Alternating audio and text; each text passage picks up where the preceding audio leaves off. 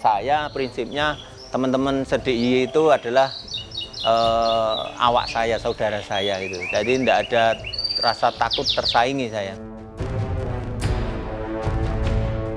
Bisa lari seperti anak biasanya gitu. Itu pasti ngerasain yang namanya minder gitu.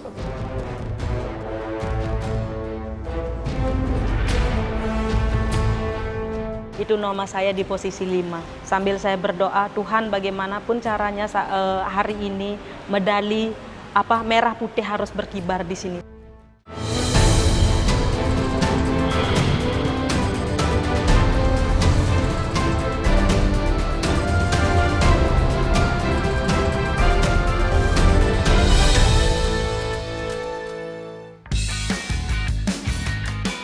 Kisah kali ini bukan hanya mengenai seorang atlet dengan rangkaian prestasi internasional yang mampu mengharumkan nama bangsa. Ini adalah cerita yang mengajarkan bahwa tugas seorang atlet bukan hanya sekedar mengejar prestasi. Dari sebuah rumah di Desa Logandeng, Kecamatan Pelayan, Kabupaten Gunung Kidul, Yogyakarta, berdiri sasana latihan yang secara khusus digunakan oleh atlet-atlet penyandang disabilitas setempat. Adalah Untung Subagio, pria berusia 47 tahun yang memiliki inisiatif membangun sasana latihan ini tepat di halaman belakang rumahnya. Pria yang masih aktif berprofesi sebagai atlet nasional para angkat berat ini termotivasi membangun sarana latihan gratis karena pengalaman pahit di awal karirnya sebagai atlet. Dulu waktu saya latihan ikut pertama kali angkat berat harus ke Jogja, dan di Gunung Kidul belum ada tempat fitness. Saya harus latihannya di Jogja, di Mandala Krida, di Fitness Bahtera, dan itu juga harus bayar. Nah, ketika pengalaman itu, saya berinisiatif bagaimana kalau di Gunung Kidul ini saya membeli alat, walaupun alatnya nggak standar, alatnya hanya di Ceper Klaten, ada yang bikin piringan-piringan itu saya buat di sana, walaupun nggak standar internasional atau standar tanding, tapi saya pokoknya yang penting bisa untuk latihan teman-teman gratis, tidak berbayar. Sasana sederhana ini bisa berdiri berkat ketekunan Untung, mengumpulkan sedikit demi sedikit uang bonus setelah memenangi kejuaraan. Tak sedikit pun uang yang digunakan untuk membangun sasana ini berasal dari sumbangan pemerintah atau pihak luar. Ketika saya dapat bonus pertama kali di Kalimantan Timur itu, kalau nggak salah dapat 15 juta atau berapa itu, saya sisihkan yang 5 juta. Yang 10 untuk membangun pondasi atau bangun rumah lah istilahnya, yang 5 juta untuk beli alat. Sejak 2008, Untung tercatat aktif menjadi atlet penyandang disabilitas yang mewakili Provinsi Daerah Istimewa Yogyakarta. Prestasinya di 4 ajang Pekan Paralimpiade Nasional atau Peparnas tidak main-main. Medali perunggu di Samarinda 2008, emas pemecah rekor di Riau 2012, medali perak di Peparnas 2016, dan terakhir Untung kembali meraih emas di Peparnas Papua 2021. Peparnas terakhir juga menjadi ajang pemecah rekor pribadinya di kelas 65 kg dengan total angkatan 153 kg.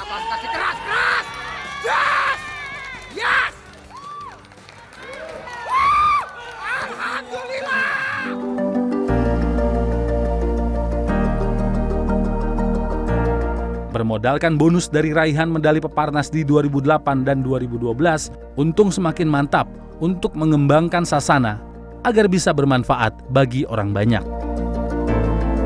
Meski demikian, gelimang prestasi tidak membuat perjalanan membangun lokasi latihan menjadi mudah. Untung nih saya lihat yang di belakang barbel-barbelnya baru nih. Iya. Itu dapat dari mana? Beli sendiri atau gimana? Ini kita dipinjami oleh NPC Pusat. NPC Pusat? Iya, oh, ini ngasih pinjaman? Iya, satu Sudah berapa set. lama? Sudah kira-kira 2 tahunan. Baru 2 tahun Iya, ini? 2 tahun, Untung iya. buka kan dari 2012 ya? Iya. Ya. Jadi sebelumnya itu pakai yang... Sebelumnya pakai yang ini, yang kita cetak sendiri di mana? Di Ceper. Oh, udah kira-kira tukang besi aja? Ya, tukang besi. Oh, Yap. berat. Cuman kalau nyetaknya nggak sesuai itu, kadang berat sebelah. Berat sebelah. Jadi antara timbangan beban yang satu sama yang satunya tidak sama. Sama, jadi kiri Ya. kanan tuh suka Ya, miring dong. sama-sama 5 kilo, mungkin yang satu 5 kilonya kurang 2 on, yang ini bisa kurang 1 on, 1 atau on. 5 juga bisa. Perjalanan Untung memberikan akses latihan bagi atlet disabilitas di Gunung Kidul tidak lepas dari peran dan dukungan keluarga. Sang istri Diana Ramadanti bahkan turut membantu saat proses latihan berlangsung. Kondisi rumah yang kerap ramai terutama saat akhir pekan tak membuat ibu 2 anak ini merasa terganggu.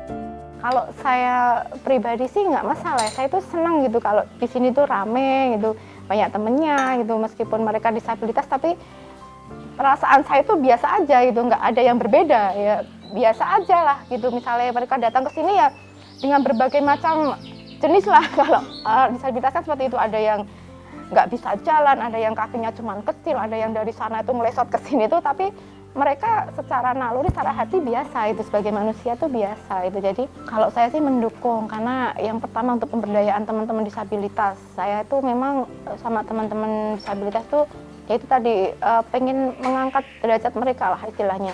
Apalagi ini kan ternyata atlet itu bisa digunakan sebagai sumber penghasilan juga. Kegiatan latihan para atlet di rumahnya dipercaya oleh Untung dapat memberikan dampak positif bagi perkembangan kedua anaknya. Mereka selama ini kan ketemunya hanya orang-orang yang non disabilitas, tapi ketika ada atlet yang datang sini yang tadinya nggak tahu kalau tunanetra itu cara ngobrolnya gini, adaptasinya seperti ini, anak-anak saya, keluarga saya jadi tahu.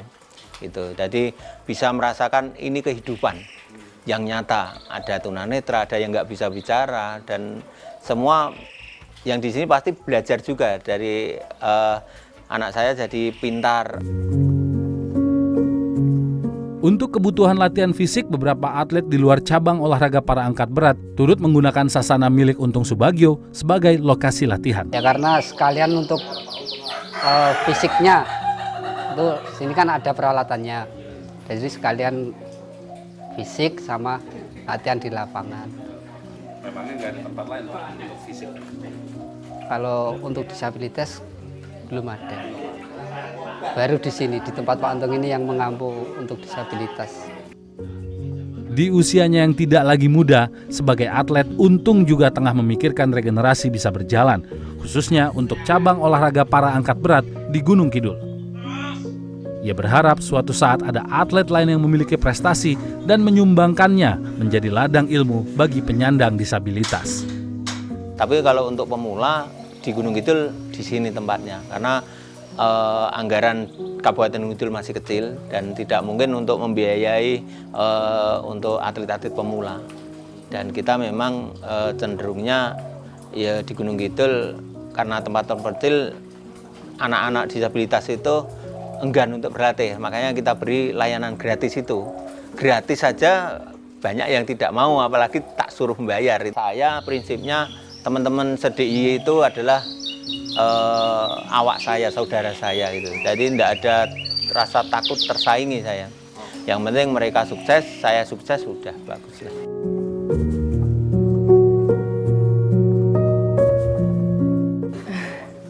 Kalau sempat sedih, minder itu pasti Om, karena memang ngelihat teman-teman yang main, terus apalagi bisa lari, main dengan seperti anak biasanya gitu, itu pasti ngerasain yang namanya minder gitu.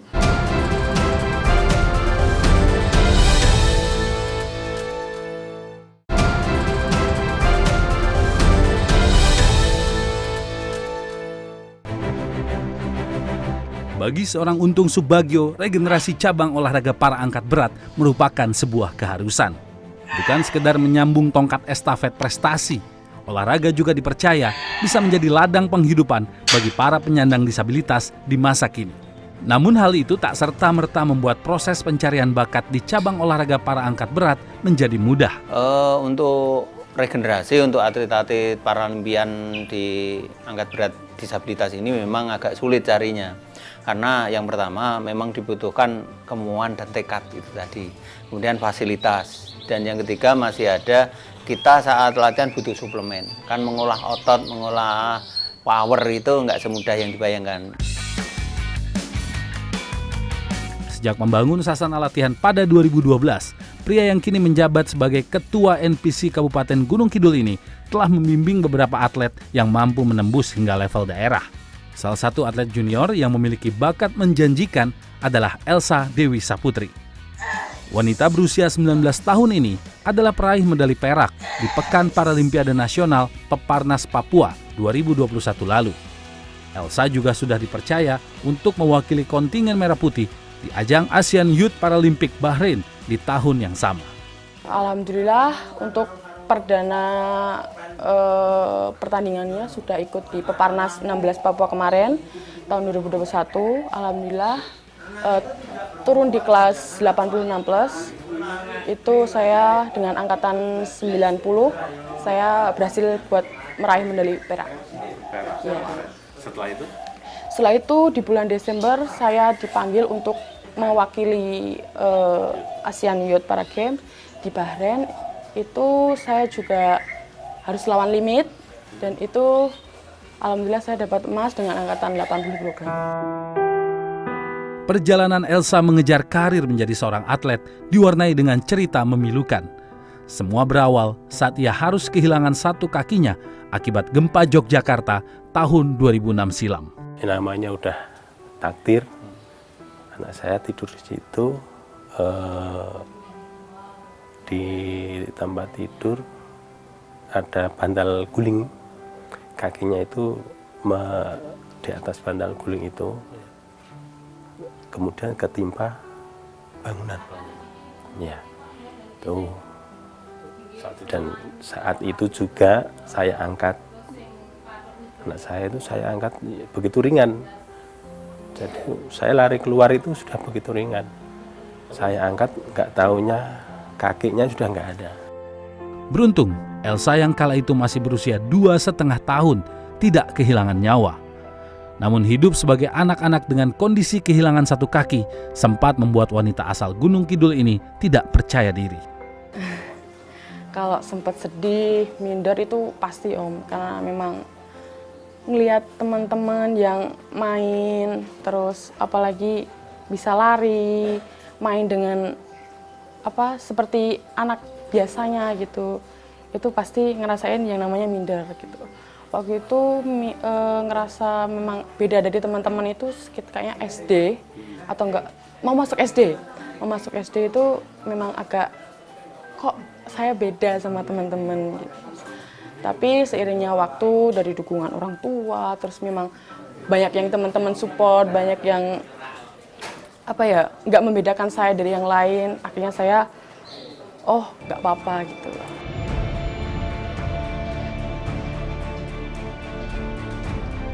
Berbekal semangat dari orang-orang di sekitarnya, Elsa hingga kini masih aktif melatih kemampuannya di lokasi latihan milik Untung Subagio.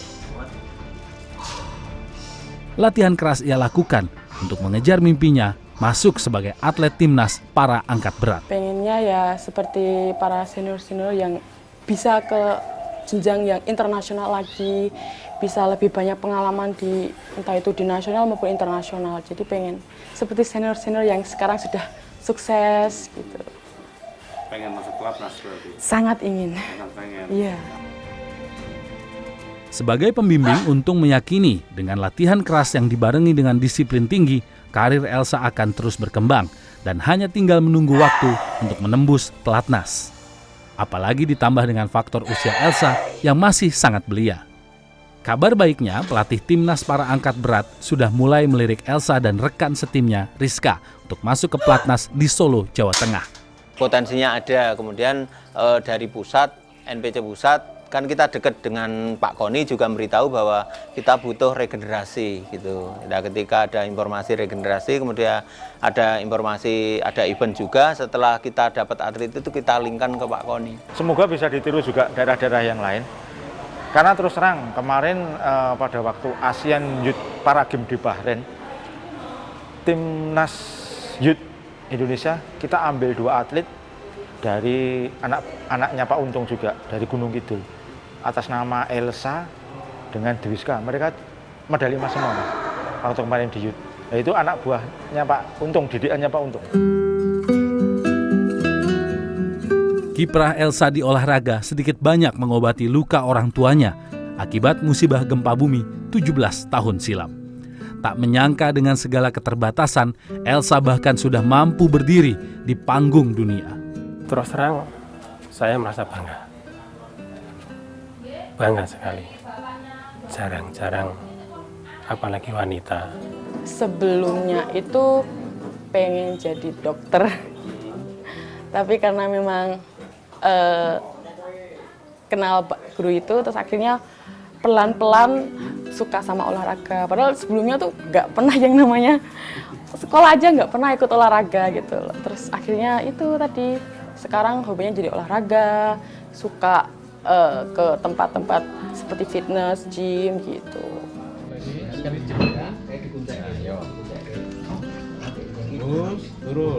Pembinaan atlet para angkat berat yang dilakukan oleh Untung adalah murni karena kecintaannya terhadap olahraga.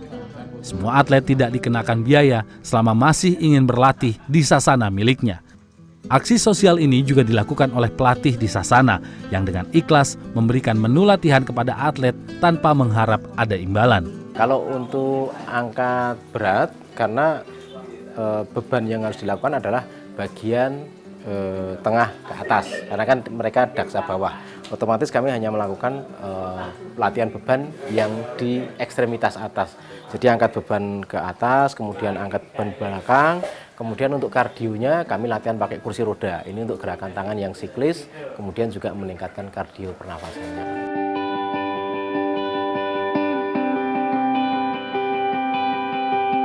Tidak puas dengan apa yang telah ia lakukan, Untung Subagio bahkan berencana mengembangkan lokasi latihan agar bisa menampung lebih banyak atlet. Hadiah 200 juta rupiah dari hasil emas Peparnas Papua ia sisihkan untuk membeli sebidang tanah dan beberapa peralatan baru untuk membuka lokasi latihan yang jauh lebih layak.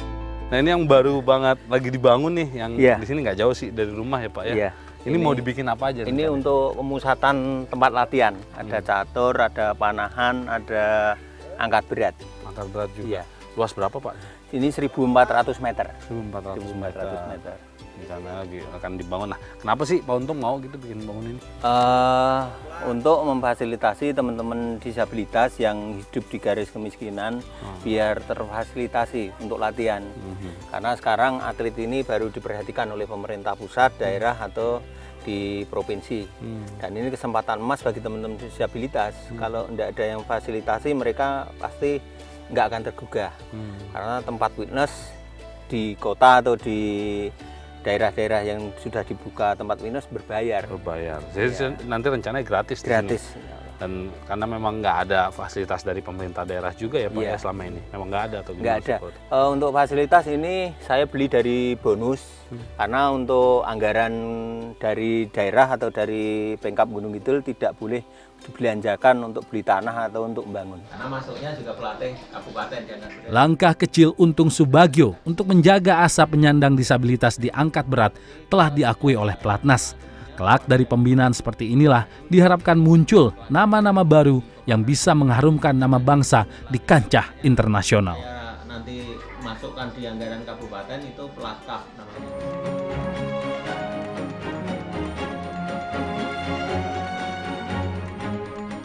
Tapi nggak tahu pada saat itu kayak saya ngerasa it's it's first time dan medali satu-satunya untuk Indonesia pada saat itu.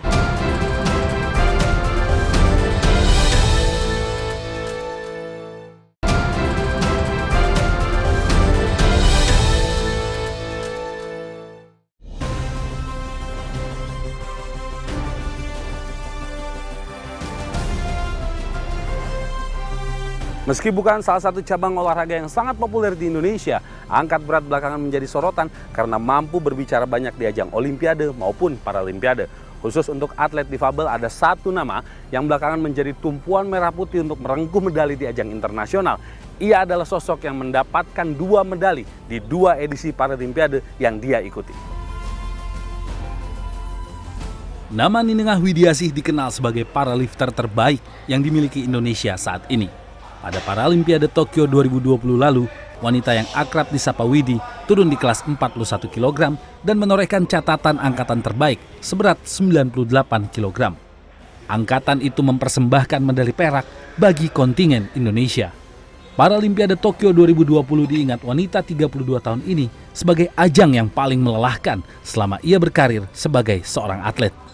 Saya lihat nama saya Shreds gitu, silver gitu, wow itu langsung. Saya sampai bahkan saya nggak punya emosi untuk berekspresi lagi. Karena sebelum-sebelumnya saya kayaknya udah capek nangis. Sebelum-sebelumnya selama waktu persiapan ketika saya cedera, ketika pelatih-pelatih pada kena COVID itu saya stres banget kan. Saya stres banget, saya nangis setiap hari, kayaknya hampir setiap malam saya tuh nangis. Saya karena nggak bisa tidur, ya nggak pernah menemukan posisi yang tepat untuk tidur karena ini bengkak. Posisi gini nggak bisa, posisi gini nggak bisa, terus saya nangis terus. Ketika pada saat itu saya dapat medali udah kayak udah nggak bisa nangis lagi, udah kayak emosinya itu udah habis. Namun bagi Widi, medali perunggu di Paralimpiade Rio 2016 begitu membekas di ingatannya hingga kini.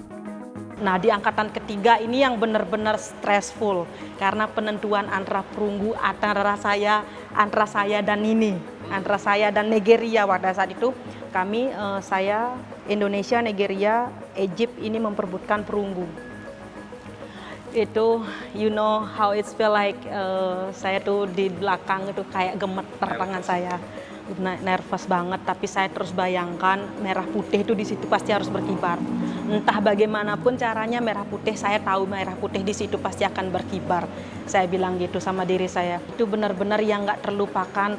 Walaupun setelah itu saya menang di Asian Games, World Champion dan segala dan di Paralimpik Tokyo kemarin juga. Tapi nggak tahu pada saat itu kayak saya ngerasa it's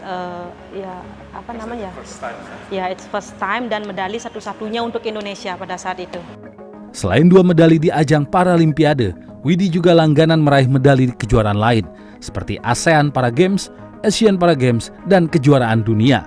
Meski hidup sebagai seorang penyandang disabilitas, Widi mengaku tidak mengalami kesulitan saat awal mengenal olahraga. Sejak kecil, keluarga dan lingkungan sekitar sangat mendukung wanita asal Bali ini aktif di bidang olahraga. Saya jadi atlet dari kecil ya, dari SD kelas 4 saya udah jadi atlet di atletik. Terus kelas 6 SD saya udah langsung diangkat berat. Terus habis itu langsung di pelatnas. Saya di pelatnas. Saya sekolah di Bali, saya pelatnas di sini. Saya tuh jarang masuk sekolah, sering dimarahin guru. Saya tuh nggak punya waktu kayak anak-anak lain pulang sekolah bermain.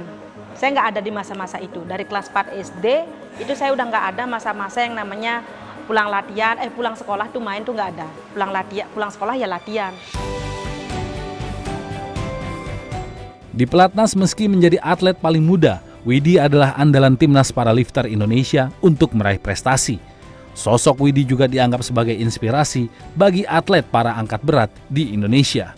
Kalau target saya ya yang paling dekat, yang April itu masih kejuaraan dunia, kita kalau bisa meloloskan lebih banyak atlet ke Paris 2024 kan selain Widi. Yang paling tidak kita lolos dulu. Terus nanti ke depannya di Asian Para Games di Hangzhou, nah itu kita juga mungkin bisa ya dapat medali Mas. Kalau saya Paris saya masih berharap sama Widi Mas. Dia ngangkatnya juga bagus, latihannya rutin.